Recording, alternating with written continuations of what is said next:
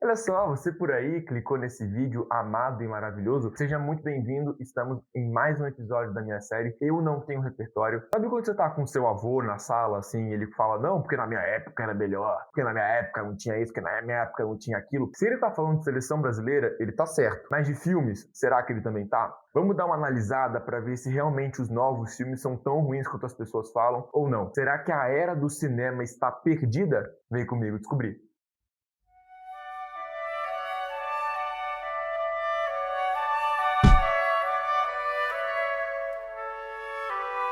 Talvez as pessoas achem que a minha análise de hoje vai ser um pouquinho injusta, porque não é muito legal eu falar de filme de 2026 e começar com Ovelhas Detetives. Você provavelmente já julgou esse filme pelo título, porque realmente é um título bem questionável. Como é que você imagina que um filme chamado Ovelhas Detetives realmente vai ser bom? Então, vamos lá. O filme começa com um pastor de ovelhas chamado George, que sim é o Hugh Jackman, que sim é o Wolverine. Aqui o Wolverine é dono de um gado e diferentemente das góticas da Unesp, aqui não é um gado de seres humanos, é um gado de ovelhas. E ele cuida dessas ovelhas, ele ama as ovelhas e ele lê histórias de romances policiais para essas ovelhas. Agatha Christie, Sherlock Holmes, essa vibe assim, ele gosta de ler para as ovelhas e as ovelhas adoram. Só para você saber, esse é aquele típico filme em que as ovelhas falam, mas as pessoas não entendem o que elas falam. Tipo Toy Story, sabe? Elas se comunicam entre elas e isso vai ser tanto em português quanto em inglês, depende de como você assistiu o filme, pode ser em espanhol também, caso você queira ver em espanhol. Então, de repente, acontece uma coisa muito maluca que eu poderia te contar, mas eu não vou te contar porque a gente não dá spoilers aqui no canal. E as ovelhas decidem que elas vão ter que ativar o modo detetive e vão investigar um caso em prol do dono delas. Basicamente isso. Talvez você tenha ouvido o meu briefing e pensado, nossa, Chama, que filme tosco. E é de fato uma das coisas mais interessantes desse filme, porque se você vai escrever um filme sobre ovelhas detetives, você tem que tirar um elefante branco, ou melhor, uma ovelha branca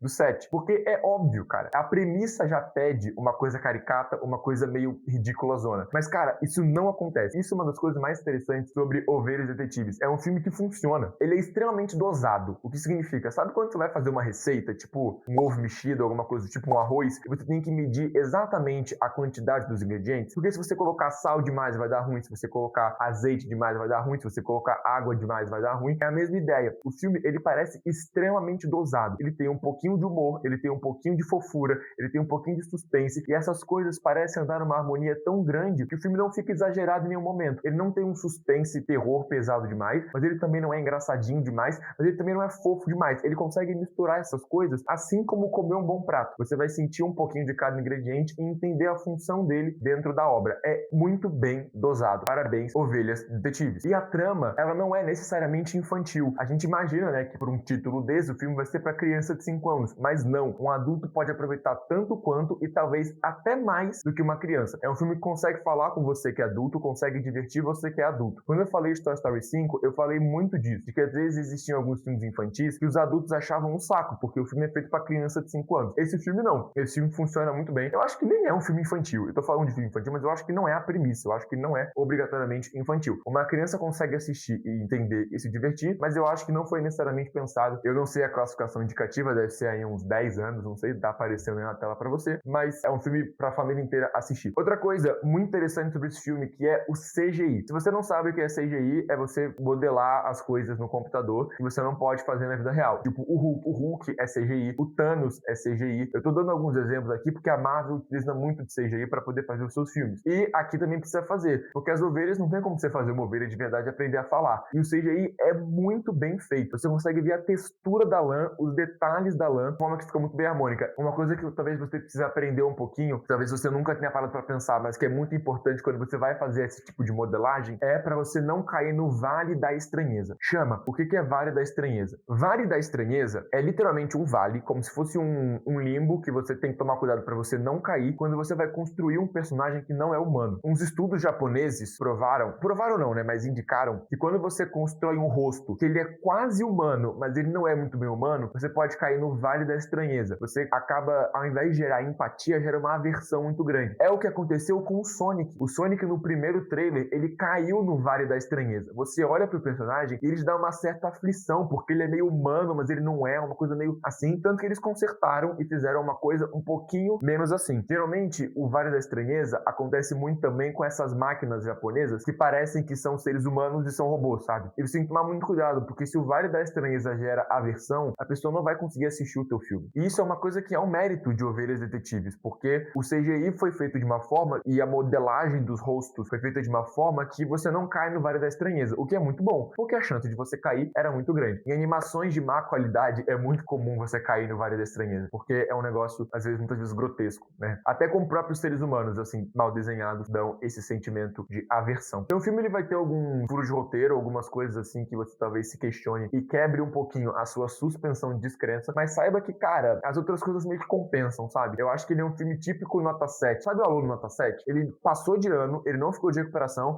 mas ele tá longe de ser um aluno brilhante, mas ele passou de ano. É esse filme. Parabéns, Ovelhas Detetive. Dá uma olhadinha, tá bom? É um filme interessante, não vai mudar muito a sua vida, mas eu achei divertidinho, achei acima do esperado. Um trabalho muito bem feito, tá bom? Ovelhas Detetives.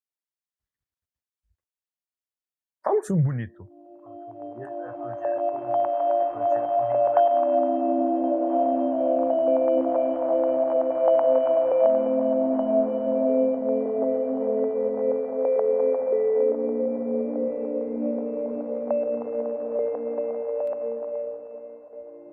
Olha só, hein? Isso sim que é um cenário de verdade. Vamos falar um pouquinho então de Devoradores de Estrelas, um filme espacial, um filme super interessante. O filme começa com um professor chamado Ryland Grace, um professor de ciências que acorda do nada numa nave espacial sem entender o que está acontecendo. E aí ele começa a entender o que está acontecendo nessa nave espacial, no qual ele está sozinho, porque os tripulantes dele morreram, e acaba descobrindo o motivo pelo qual ele foi para lá. Não é spoiler contar isso, tá? Esses são os primeiros 15, 20 minutos. Mas ele descobre que existe um vírus, não um vírus, um ser vivo que é parasita e que está comendo o Sol. É basicamente isso. E aí ele foi enviado para a Terra, para o espaço, para tentar impedir isso, tentar encontrar alguma solução. Basicamente esse é o briefing do filme, também é bem tranquilinho. Vamos falar um pouquinho então sobre esse filme que vai ser bem interessante, vai ter bastante. A primeira coisa que eu preciso explicar para você é que esse filme ele alterna bastante entre cenas de alívio cômico e cenas tensas e reflexivas. Eu acho que inclusive por isso que eles escolheram o Ryan Gosling para o papel, porque foi exatamente o que a gente viu em La La Land. Um personagem consegue ser carismático e trazer esse ar mais cômico e mais leve, e que também tem responsabilidade e capacidade, consegue carregar umas cenas mais reflexivas e complexas sobre a vida, sobre a humanidade e todas essas coisas. É um filme que alterna bastante entre esses estilos. Só que como são estilos historicamente distintos, ele vai utilizar da música para isso. Uma das coisas que eu mais gostei de Devoradores de Estrelas é como a música ela é protagonista. Não é essas musiquinhas, com todo respeito, de Spotify, que os caras só colocam de fundo. Não. Existe todo um estudo na música para poder entregar uma música que vai conseguir funcionar junto com o Ryan Gosling. Como a gente tem uma mudança de tons muito brusca ao longo do filme e vai indo e voltando, a música serve como esse papel que vai desequilibrar ou reequilibrar os tons quando eles são necessários. Então vão ter cenas extremamente engraçadinhas e você vai ficar tipo, nossa, como a vida é linda, e cenas profundas que vão tocar o seu coração. E a música funciona muito bem em ambas. Eu não sei se eu posso garantir isso, porque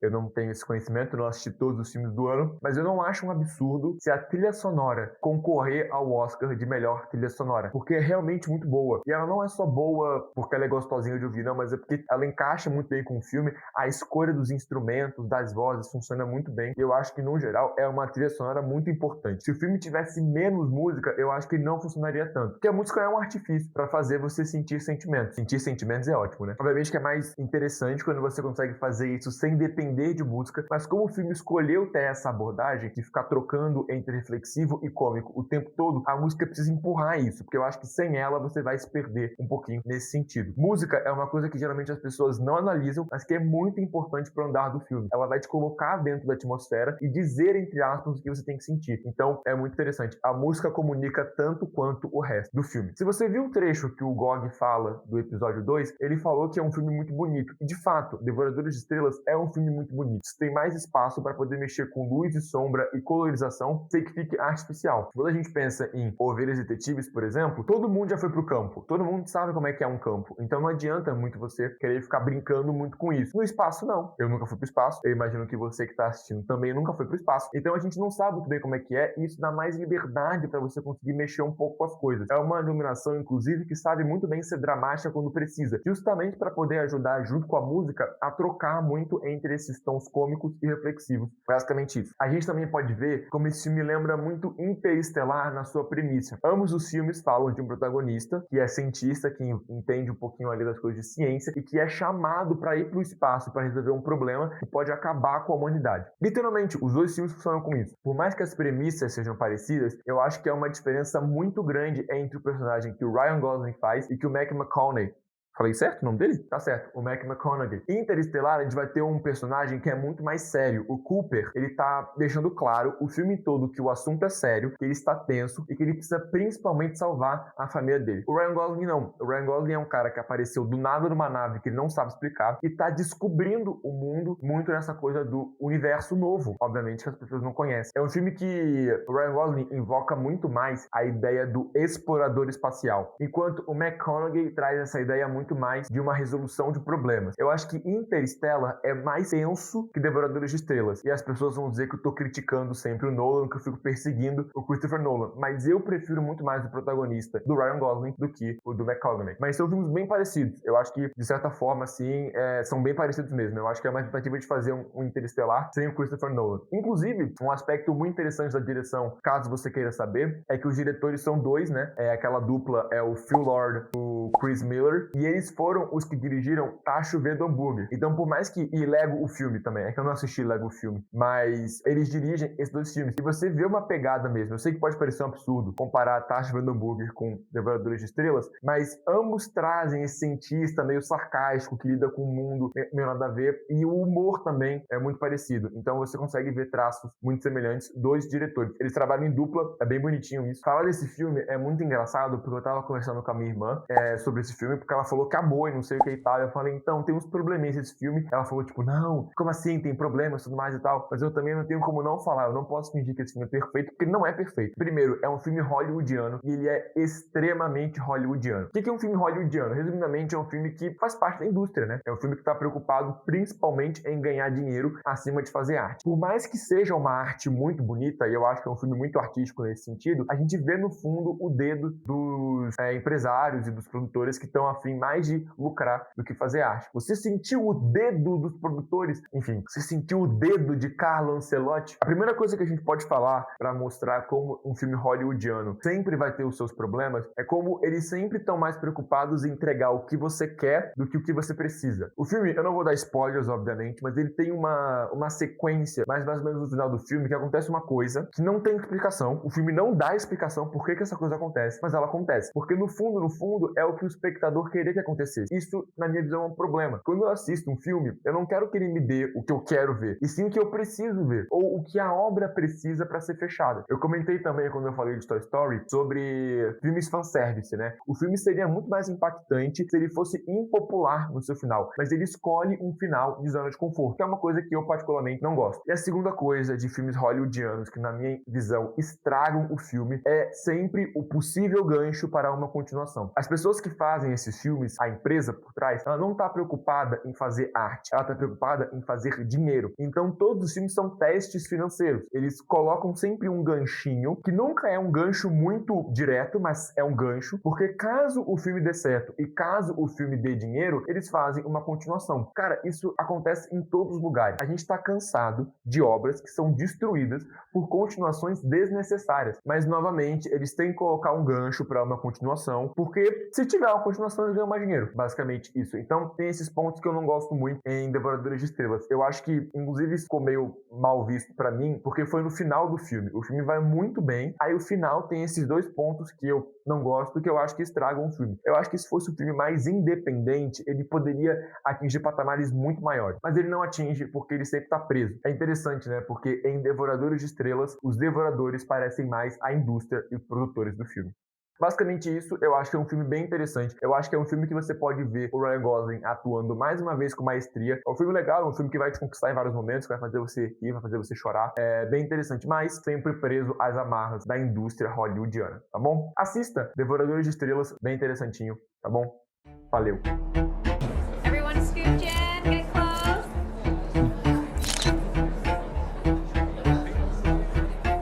E pra gente finalizar com o nosso terceiro filme, vamos falar um pouquinho de O Drama. Sim, o filme do Robert Pattinson e da Zendaya, que dividiu opiniões. Vamos falar um pouquinho sobre ele hoje. A história começa apresentando o casal moderno, que é o Charlie e a Emma, mas eu vou falar Robert Pattinson e Zendaya, porque todo mundo sabe que são eles. E eles se conhecem de uma forma muito fofinha, assim, numa cafeteria e tal, de uma coisinha bem romântica mesmo. E então eles decidem, né, o Robert Pattinson e a Zendaya, que eles vão se casar e começam a preparar as coisas e tal. Acontece que uma semana antes do casamento, eles estão tendo uma degustação de vinho. E aí eles vão se embriagando com o tempo e uma verdade é revelada naquela mesa que muda a forma inteira como o casal se enxerga. Um começa a ver o outro de forma diferente e essas coisas vão escalonando na semana do casamento. É basicamente isso, assim. O briefing ele é mais curtinho mesmo, mas é porque eu não tenho como falar sem dar spoilers, assim. Então, o Drama, ele é um filme que ele é tipicamente feito para o ano de 2026. Como assim? Assim como a Nora, em que os primeiros 30 minutos são feitos para te entreter e te manter no filme, o Drama segue a mesma linha. Cortes frenéticos, cenas até um pouquinho apelativas, tudo para conseguir te prender no filme. E isso é reflexo, já falei isso em alguns outros vídeos, de uma geração que precisa ser constantemente estimulada. Hoje, os filmes mais novos, de 2026 principalmente, passaram muito por essa situação, em que você começa a competir diretamente com outras formas de entretenimento. Então, os filmes, eles são feitos na mesma ideia de um vídeo do TikTok. O início do filme, ele não é necessariamente importante para a obra, mas ele é feito para te manter dentro dela ao longo do filme todo. É a mesma lógica do gancho dos 5 segundos do TikTok, só que para filmes. É uma coisa que particularmente me incomoda um pouquinho, tá? Eu assisto o início do filme e eu vejo como ele é diferente do meio e do final, porque a ideia é unicamente manter ali dentro. Porque, infelizmente, algumas pessoas clicam, não são estimuladas e saem do filme, mesmo tendo o Robert Pattinson e a Zendaya. Então, eles colocam essas coisas para poder manter a pessoa presa e depois de um certo tempo, ali uma meia hora, 40 minutos, aí a pessoa realmente já vai até o final. É um problema, né? É o cinema se adaptando à sociedade em que ele vive,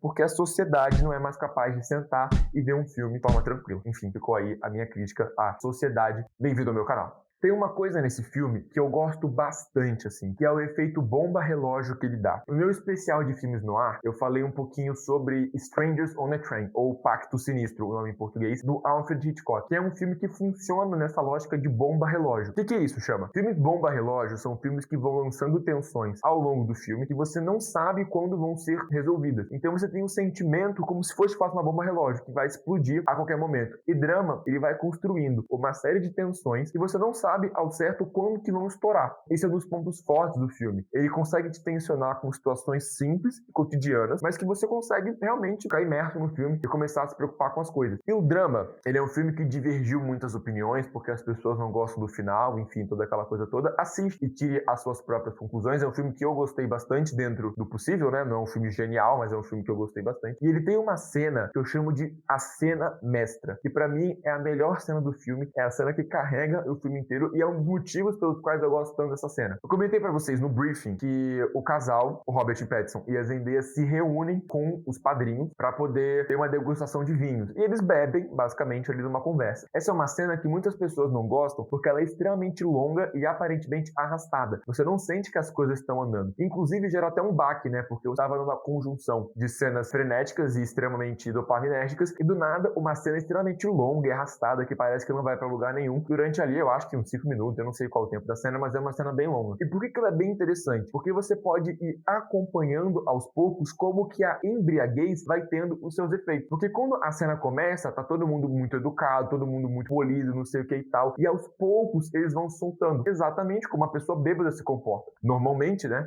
as pessoas não costumam ficar bêbadas assim, né? As pessoas geralmente costumam ir bebendo e ficando bêbadas aos poucos. E o filme mostra muito isso. Você vai percebendo a decadência consciente dos personagens, assim, a consciência deles vai decaindo ao longo da cena. E é uma cena também que ela vai utilizar de um aspecto que eu achei muito legal, que eu ainda não tinha visto, porque eu não tenho repertório, mas eu achei super interessante. E aí eu vou explicar uma coisinha extra pra vocês. Quando a gente vai gravar alguma coisa, a gente tem gravações em eixo. O que é isso? Eu vou gravar uma conversa entre duas pessoas, eu preciso escolher um lado da conversa conversa para poder gravar essa conversa. Porque se eu ficar trocando de um lado pro outro, eu vou confundir o espectador, porque ele tá acostumado a procurar uma pessoa na esquerda e uma pessoa na direita. Então, quando eu fico trocando de lado, eu fico trocando essas posições para filmagem. E eu gero um sentimento meio de confusão, que quando utilizado aos máximos, pode inclusive causar uma náusea, uma leve náuseazinha. E o filme utiliza isso de propósito. Eu, com 2 e 3 meses de audiovisual, se invertesse os eixos, ia ouvir pra caramba dos meus professores. Mas o cara que faz drama, ele pode fazer isso porque ele é um diretor. Então ele começa a inverter os eixos e você começa, de fato, a ter uma sensação de confusão, muito semelhante a uma pessoa que está se embriagando. Então o filme, ele começa invertendo só um pouquinho os eixos nessa cena, né? Ele começa a inverter um pouquinho, e nada, ele inverte muito e você se sente, de fato, confuso e meio desnorteado, muito semelhante a uma pessoa bêbada. Por isso que eu acho que essa é a cena mestra, porque além dela ser a cena onde tudo pipoca e onde tudo começa, é a cena que eu acho que é a mais bem feita do filme inteiro. Então é basicamente isso. Obrigado por terem assistido. A gente conseguiu passar um pouquinho aqui sobre o que são os filmes de 2026, o que é essa nova era do cinema, como é que eles destoam dos filmes antigos. Então deixa o seu like, muito obrigado por ter assistido. Compartilha, manda pros seus amigos.